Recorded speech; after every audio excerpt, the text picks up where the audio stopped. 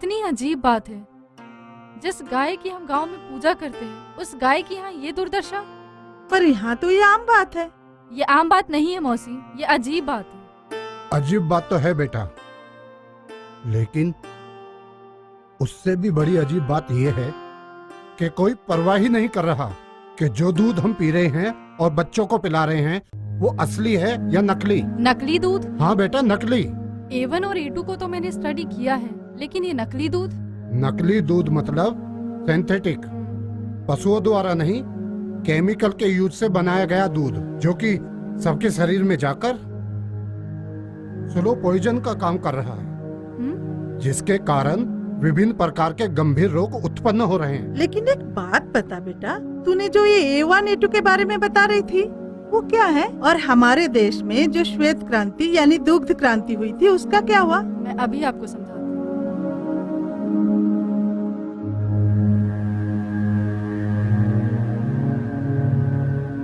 समझा जा रहा मौसी को ठीक से। ये देखिए, ये देखिए। मिल्क A1 A2 गायों को दूध देने वाला प्राणी मात्र समझकर अधिकाधिक दुग्ध दोहने के लालच में एक और क्रांति की गई, जिसे दुग्ध क्रांति या श्वेत क्रांति का नाम दिया गया। विभिन्न प्रकार के प्राणियों में आनुवांशिक परिवर्तन करके गाय जैसे अधिकाधिक दुग्ध उत्पादन करने वाले जर्सी हॉलिस्टन, फ्रिजियन आदि कई प्रकार के पशुओं को विदेशों से आयात करके भारत के किसानों में बांटा गया। अधिक खाने वाले एवं बड़े बड़े दूध गिराते थनों वाले इन प्राणियों से अवश्य ही भारत में दूध की नदियां बहनी थी, लेकिन ना तो इन्हें भारतीय वातावरण रास आया और ना ही इन्हें गरीब किसान खिला सके। फलस्वरूप ये शीघ्र ही रोगग्रस्त होने लगे। इनकी दुग्ध उत्पादन क्षमता घटने लगी। 2-3 ब्याज से अधिक दूध देने में ये असमर्थ रहे। लेकिन इनके अधिक दुग्ध के लालच में भारत के किसानों ने अपने घर में बंधी गरीब की गाय को घर से बाहर का रास्ता दिखा दिया। लेकिन बात यहीं खत्म नहीं हुई। वैज्ञानिकों के सतत अनुसंधानों में एक और अत्यंत गंभीर परिणाम प्राप्त हुआ। न्यूजीलैंड के वैज्ञानिक कीथ वुड्सफर्ड ने इस पर जब अपने शोध को डेविल इन द मिल्क के नाम से प्रकाशित किया तो पूरी दुनिया सख्ते में आ गई। उन्होंने बताया कि आनुवांशिक परिवर्तन करके पैदा किए गए गाय जैसे पशुओं का दूध वास्तव में जहर है। इससे मनुष्यों को कई गंभीर रोग हो रहे हैं। वास्तव में गाय के दूध की प्रोटीन श्रृंखला में 209 अमीनो एसिड होते हैं। इसमें 67वें स्थान पर जो अमीनो एसिड होता है उसे प्रोलिन कहते हैं। भारतीय देशी गाय के दूध में ये प्रोलिन अपने पड़ोसी 66वें स्थान पर स्थित आइसोल्यूसिन से बहुत ही दृढ़तापूर्वक जुड़ा रहता है। दूध को गर्म करने पर तथा मानव शरीर में इसके पाचन होने पर भी यह प्रोटीन श्रृंखला अटूट रहती है और मानव शरीर की रोग प्रतिरोधक क्षमता को बढ़ाकर उत्तम स्वास्थ्य प्रदान करती है। इसे A2 प्रकार का बीटा केसीन दुग्ध प्रोटीन कहते हैं। गौ वंश की नस्ल में किसी भी प्रकार के आनुवांशिक परिवर्तन यानी जेनेटिक चेंजेस के कारण जब 67वें स्थान पर स्थित प्रोलिन के स्थान पर हिस्टेडीन आ जाता है तो वह अपने पड़ोसी 66वें स्थान पर स्थित आइसोल्यूसिन से दृढ़तापूर्वक जुड़ता नहीं है। इसी कारण मानव शरीर में पाचन के दौरान यह प्रोटीन श्रृंखला टूट जाती है तथा 7 अमीनो एसिड की एक छोटी स्वतंत्र प्रोटीन श्रृंखला मानव शरीर में अपना अलग अस्तित्व बना लेती है। इसे BCM7 यानी बीटा कासोमोर्फिन 7 कहते हैं। ये BCM7 मानव स्वास्थ्य के लिए अत्यंत घातक अफीम परिवार का एक नशीला तत्व है, जो जर्सी, फ्रिजियन आदि शंकर गाय के दूध में एक विषैला प्रोटीन बन जाता है, जो मानव स्वास्थ्य पर अत्यंत हानिकारक प्रभाव डालता है। इसे A1 प्रकार का बीटा केसीन दुग्ध कहा जाता है। एक अध्ययन के अनुसार गाय की तरह दिखने वाले विदेशी नस्ल के पशुओं के 1 लीटर दूध में 24 से 32 ग्राम कुल प्रोटीन होते हैं, जिनमें 9 से 12 ग्राम जहरीला BCM7 मादक पदार्थ होता है, यानी कि चाय के 2 चम्मच के बराबर। सीधे अर्थों में समझें तो भारतीय नस्ल की गायों का दूध A2 प्रकार का होता है, जो मानव स्वास्थ्य के लिए सर्वोत्तम है, तथा विदेशी नस्ल की गायों का दूध A1 प्रकार का होता है, जो मनुष्य के लिए हानिकारक होता है। ये A1 प्रोटीन अर्थात विदेशी गायों का दूध मनुष्य के पाचन तंत्र को खराब करता है, श्वसन तंत्र के रोग, अस्थमा, एलर्जी, खुजली आदि रोगों को बढ़ाता है, कानों में इन्फेक्शन, फेफड़ों में संक्रमण, टॉन्सिल, रोग प्रतिरोधक क्षमता का ह्रास तथा अनेक रोग जैसे ऑटिज्म, शुगर, नवजात शिशुओं की अचानक मृत्यु, अल्सर, हृदय रोग, मानसिक विकृति, मोटापा, मल्टीपल स्क्लेरोसिस, पार्किंसंस आदि विदेशी नस्ल की गाय के A1 दूध के सेवन से पैदा होते हैं। भारतीय देशी गाय के दूध में अधिक मात्रा में ओमेगा 6 फैटी एसिड पाया जाता है, जो दुर्लभ है। साथ ही पौष्टिक तत्व साइटोकाइन्स तथा अन्य कैल्शियम, मैग्नीशियम जैसे खनिज तत्व आवश्यक अनुपात में देशी गाय के दूध में होते हैं। आ गया मौसी समझ में? हाँ समझ गई, ये तो बहुत बड़ा इशू है। अच्छा जी, बिटिया ने समझाया तो बड़ी जल्दी समझ में आ गया। हाँ ठीक ही कहते हैं लोग, घर की मुर्गी दाल बराबर। अच्छा एक बात बता, तू इतना पढ़ लिख के उन्हीं के बारे में सोचती रहेगी कि अपने फ्यूचर के बारे में भी कुछ सोचेगी? मौसी जी, मैंने अपना फ्यूचर, सोर्स ऑफ लाइफ सब कुछ गाय में ही पा लिया है। पर बेटा, यहाँ तो गाय खुद ही दया की पात्र है, तू इसमें क्या फ्यूचर बनाएगी? जी हाँ मौसी जी, मैं एक किसान की बेटी हूँ, और जब से मैंने गाय का अर्थशास्त्र पढ़ा है या गाय के महत्व को महसूस किया है, मुझे ऐसा लगता है गाय हमें सब कुछ दे सकती है, सब कुछ। गाय कोई दया या दान का पात्र नहीं है, जरूरत है तो बस एक सही प्रबंधन की। मैंने अपना MBA गाय में ही पा लिया है, और गाय ही मेरी कामधेनु है। ठीक कह रहे हो बेटा, जब तक हमारे देश में गाय का प्रबंधन ठीक था, हमारा देश सोने की चिड़िया कहलाता था। और जैसे ही हमारे देश में गायों के महत्व को भुलाया, तब से देश की दुर्दशा हो गई। एनीवे, कल मेरा सेमिनार है नॉनवेज फूड के ऊपर। नॉनवेज? हाँ जी, कुछ साइंटिस्ट आए हैं बाहर से, जो नॉनवेज फूड का साइड इफेक्ट होता है ह्यूमन बॉडी पे, उसके ऊपर सेमिनार है। तो मुझे कुछ प्रिपरेशन करनी है, मैं आपसे मिलती हूँ शाम को। ऑल द बेस्ट बेटा। थैंक है यू। बेटा। गौतीर्थ फीवर एक्स सभी तरह के बुखारों और शरीर की रोग प्रतिरोधक क्षमता बढ़ाने में बहुत ही प्रभावी औषधि है। इसमें है गव्य, चिरायता, गिलोय और अन्य आयुर्वेदिक जड़ी बूटियों का संगम, जो सभी तरह के बुखारों को ठीक करने के साथ साथ मौसम जनित बीमारियों से भी रक्षा करती है, बिना किसी साइड इफेक्ट के। ये देखो, हमने उस दिन आपको यही समझाया कि गाय को काटने से कुछ हासिल तो होने वाला नहीं है। सही बात है। गौ माता का जो दूध है, गोबर है, गोमूत्र है, दूध, दही, घी, ये सब बेच के आप आमदनी भी कमा सकते हैं और अपनी खेत जो है उसे भी हरी भरी कर सकते हैं। तो ऐसा करना है या गाय को काट डालना है? आज के बाद हम गाय नहीं काटेंगे, गाय को पालेंगे। हाँ, और डॉक्टर साहब, आपने एक कहावत तो सुनी होगी कि कसाई का घास कटड़ा नहीं खा सकता, लेकिन अब कसाई की घास गाय जरूर खाएगी। हम भी गाय पालेंगे और स्वस्थ जीवन जिएंगे। अरे वाह वाह वाह वाह, आपने बहुत हमें बढ़िया, सही रास्ता बहुत दिखा बढ़िया, दिया। बहुत बढ़िया, बहुत आपने बढ़िया। हमें सही रास्ता दिखा दिया। अब हम गाय पर गाय को ही आज के पालेंगे। बाद ये बात सारे जगत में सबको समझा देना जी जी कि हमको डॉक्टर साहब, गौ रक्षा और गौ पालन का महत्व क्या है और क्यों है। हाँ? आज से हम गौ हत्या नहीं करेंगे। ये रहा आपका। चलिए आइए आइए। लीवर स्वास्थ्य का आधार है। लीवर को स्वस्थ रखने के लिए गौतीर्थ लिवोन प्रभावी औषधि लीवर की कार्य प्रणाली को सुचारू कर लीवर को स्वस्थ रखती है। इसमें है गव्य, घृतकुमारी और पुनर्नवा आदि आयुर्वेदिक जड़ी बूटियों का मिश्रण, जिसका कोई साइड इफेक्ट नहीं।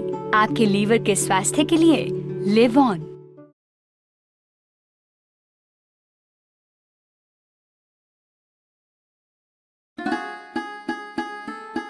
जब से डॉक्टर शिवा ने हमें गाय के रूहानी गुणों के बारे में समझाया है, तब से हमने हमारे भाई ने गोकशी करना तो दूर बल्कि हमने अपने बूचड़ खानों को बंद कर दिया है। ये क्या कह रहे हैं आप? गौकशी के जिस बूचड़ खाने से हमारा पूरा घर आबाद है, पूरे परिवार की परवरिश होती है, और आप हैं कि गौकशी और बूचड़ खाने को बंद करने की सोच रहे हो? तू बक बक मत ना किया कर। हम सोच नहीं रहे, हमने बूचड़ खाने बंद कर दिए हैं। हाय अल्लाह! मैं तो आपसे यही कहूंगी, आप अपने पुश्तैनी पेशे को बंद करने की बजाय अपना फैसला बदल दीजिए, वरना पूरे परिवार में पैसों की तंगी का पहाड़ टूट पड़ेगा। समझे कि नहीं? भाभी जान, अब चाहे पहाड़ टूटे या आसमान गिरे, हमने और भाईजान ने जो फैसला कर लिया है वो अटल है और अटल रहेगा। आप क्या चाहती हैं कि सलीम के हाथों में भी हमारी तरह छुरी हो? नहीं भाभी जान, अब सलीम के हाथों में छुरी नहीं, कलम होगा कलम। तुम क्यों चिंता करती हो सलीम की अम्मी? घर चलाने के लिए बतेरे पैसे हैं। सभी घर गोकशी से नहीं चलते। लेकिन नौशाद बेटे, फातिमा सही कह रही है। अब्बू, मैं इस मसले पर कोई बात करना नहीं चाहता। खुदा ने इंसान परिंदों जानवरों में एक ही रूह डाली है अब्बू, एक ही रूह। अगर हम उनकी हत्या करें, खुदा भी हमें माफ नहीं करेगा अब्बू जान, खुदा भी। जितना हम गोकशी करके कमाते हैं ना, उससे भी कहीं ज्यादा अब्बू, हम उससे कहीं ज्यादा गो पालन में कमा सकते हैं। आप समझने की कोशिश करो अब्बू। एक ऐसी बात करते हो मियाँ, गौ कसी तो हमारे सीरियत का चलन है, और इस चलन में आपको गुनाह कहाँ से नजर आने लगा? इमाम से इमाम साहब आप ही समझाइए इन्हें। गौ कसी का हमारे मजहब में कोई भी पाबंदी नहीं है, और ना ही उसका कोई सवाब और गुनाह से लेना देना है। डॉक्टर शिवा ने ना जाने इनके जहन में कैसी बात डाल दी, इनका तो दिमाग ही खराब हो गया। आप अपनी फतवेबाजी बंद करें जनाब। अगर हमारे मजहब में गौ कसी मना नहीं है तो कहीं लिखा भी नहीं है कि गौ कसी करो। शुगर शरीर को वैसे ही खोखला कर देती है जैसे दीमक लकड़ी को। शुगर अनेकों रोगों की जननी है। शुगर जैसी भयानक बीमारी से छुटकारा दिलवाए नेचुरली गौ तीर्थ डायबिनल, क्योंकि इसमें है गव्य की शक्ति, आम, बिल्व, जामुन, गुड़ची आदि अनेकों जड़ी बूटियों के गुण जो रोगों की जड़ पर काम करे बिना साइड इफेक्ट के। तो आज ही आजमाएं शुगर के लिए गौ तीर्थ डायबिनल।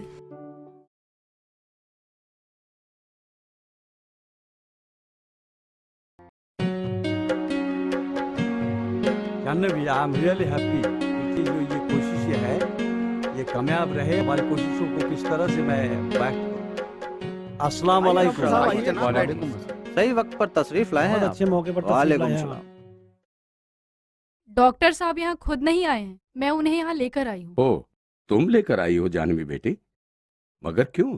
अरे भाई, मैं तो ठीक हूँ, मेरी सेहत भी ठीक है। अंकल जी, आपको पता है आपकी बेटी रुखसाना और मैं एक ही कॉलेज में पढ़ते हैं। कुछ दिनों पहले हमारे कॉलेज में गौकशी के ऊपर एक बहुत बड़ा सेमिनार आयोजित हुआ था, जिसमें देश और विदेश के बहुत बड़े बड़े डॉक्टर और साइंटिस्ट आए थे। उस सेमिनार में गौमांस खाने से होने वाली कैंसर जैसी खतरनाक बीमारी और दूसरे घातक बीमारियों के बारे में लोगों को बताया गया था। इत्तेफाक से आज उसी गौमांस और गौकशी के ऊपर आपके घर में बहस छिड़ी हुई थी, तो रुखसाना ने मुझे फोन करके बुला लिया और मैं डॉक्टर साहब को अपने साथ लेकर आ गई। गौकशी और गौमांस के भक्षण से जो नुकसान है उसके बारे में हम आप सबको अवगत कराना चाहते हैं। डॉक्टर साहब जी प्लीज इन्हें बताइए। शुक्रिया। मैं खुशी से इजहार करना चाहूंगा, नौशाद और अफजल ने गौकशी बंद करके बहुत बड़ा नेक और राष्ट्रहित का काम किया है। वैसे हम लोगों को मालूम ही है कि कुदरत की तरफ से इजाद किए हुए तमाम जीवों में गाय सबसे ज्यादा कीमती और उपयोगी जीव है। वाह डॉक्टर साहब वाह, क्या उम्दा बात कही है आपने। मगर एक बात समझ में नहीं आई, अगर हम मुसलमान भाई और ईसाई भाई गौ मांस नहीं खाएंगे तो क्या खाएंगे? घास फूस? घास फूस तो मवेशियों का आहार है। कुदरत ने इंसानों के लिए अन्न, साग सब्जियां और इतने प्रकार के फल बनाए हैं, तो वो इंसान शैतान बनकर मांस ही क्यों खाना चाहता है, और वो भी उस गाय का मांस जो पशु रूप में एक इंसानी माँ का स्वरूप अपने अंदर समाये हुए है। हमारे वेद शास्त्रों में गाय की उपयोगिता और महिमा का वर्णन किया गया है। जीवंतु अहिन्या तामे विशस्य दूषणी। आगे सुनिए कि हमारे चरक संहिता में क्या कहा गया है। गौमांस मृग मांसानाय अपक्षत्वे, अर्थात सभी पशुओं में गाय का मांस नहीं खाना चाहिए क्योंकि वो एक रोग करने वाला होता है। बस बस, ये किताबी बातें बंद करो, सच्चाई इनसे लाखों कोस दूर है।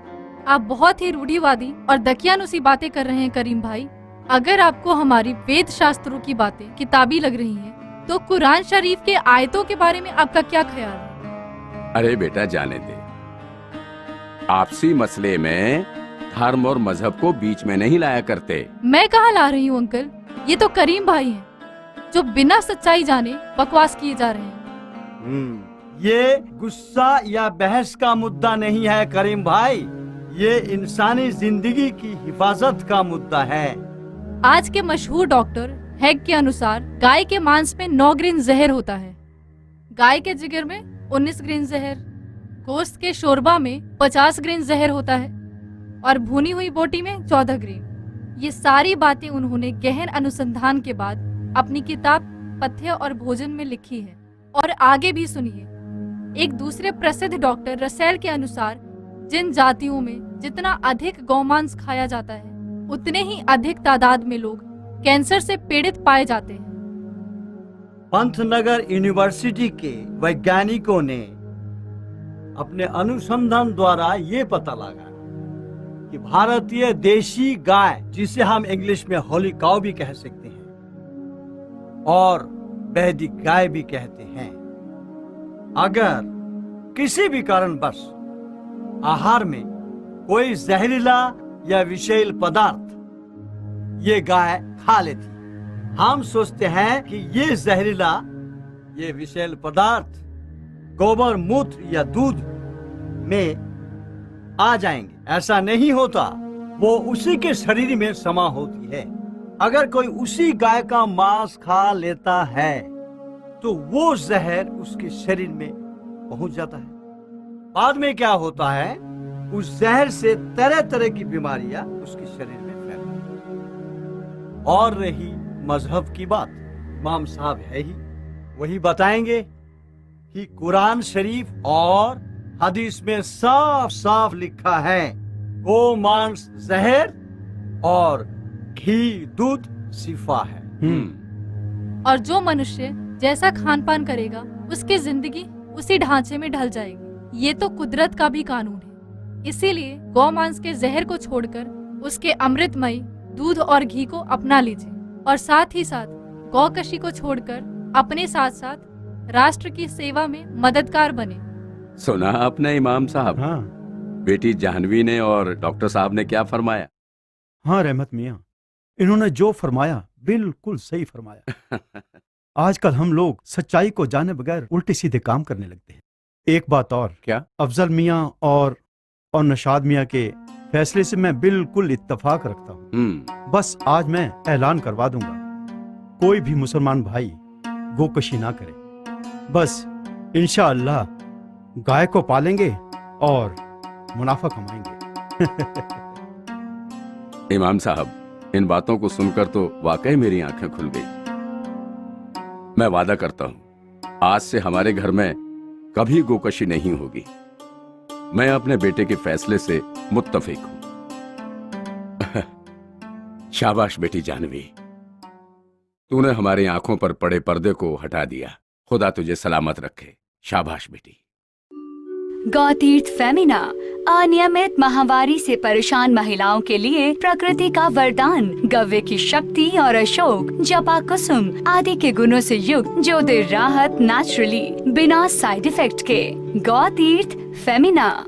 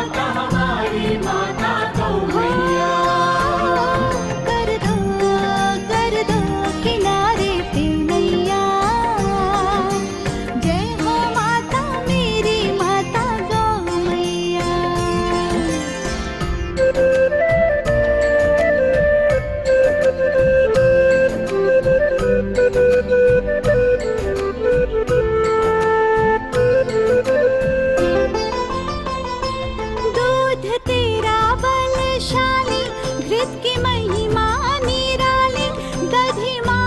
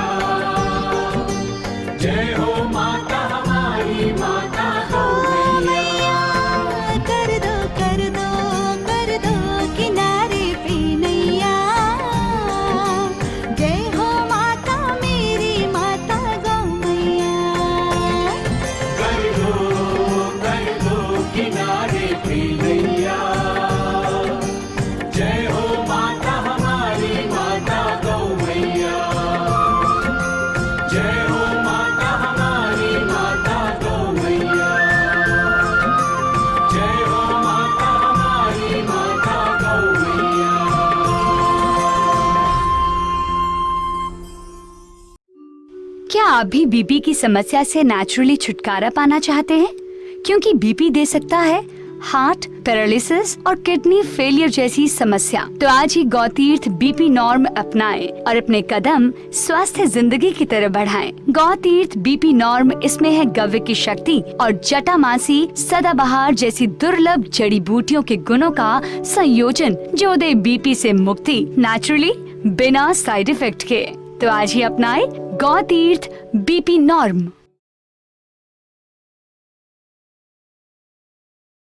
नमस्कार भाई और बहनों, जहां से जगे वहां से सवेरा होता है, ये कहावत हम सबको पता है।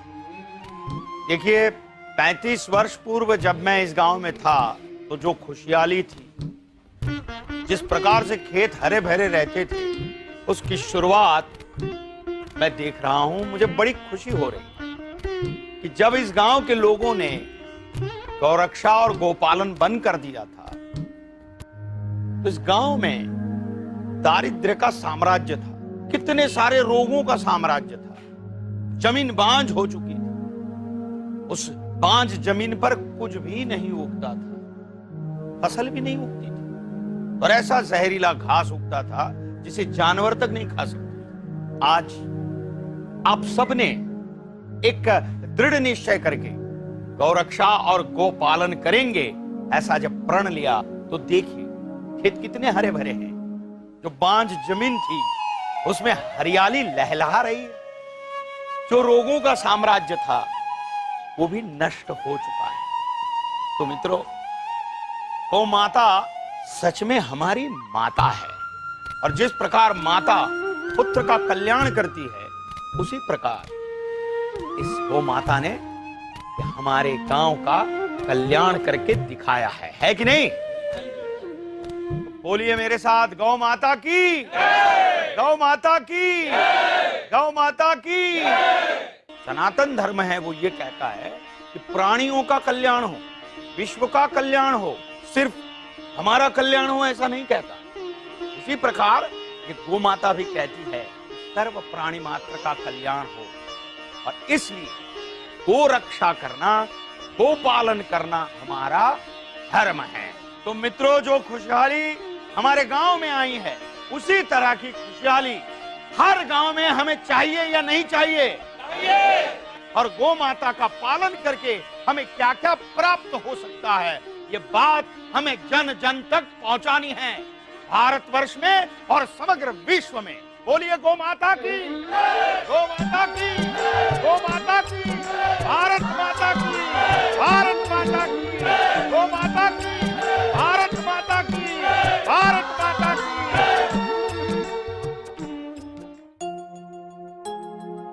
गौ की महिमा जितनी करे हम, कम होगा गुणगान। सब प्राणियों में सर्वोत्तम गौ माता है महान।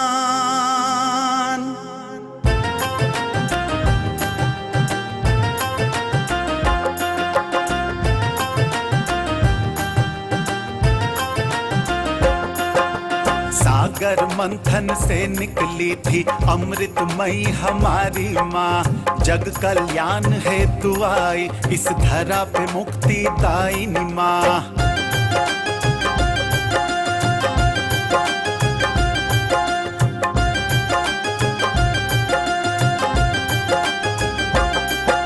सब ऋषियों ने पूजा जिनको, देव देवियां नमन करे, उत्तर से दक्षिण पूरब से पश्चिम जिनको वरण करे।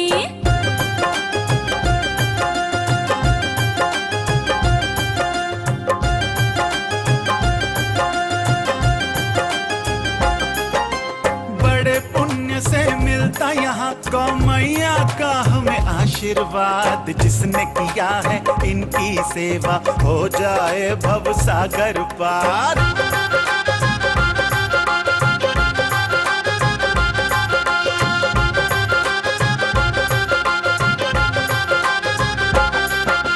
गौ माता के गुण हैं अनेकों, नमन करो इन्हें बारंबार। तर्क और ज्ञान भी हमें समझाते, इनकी महिमा है अपरंपार।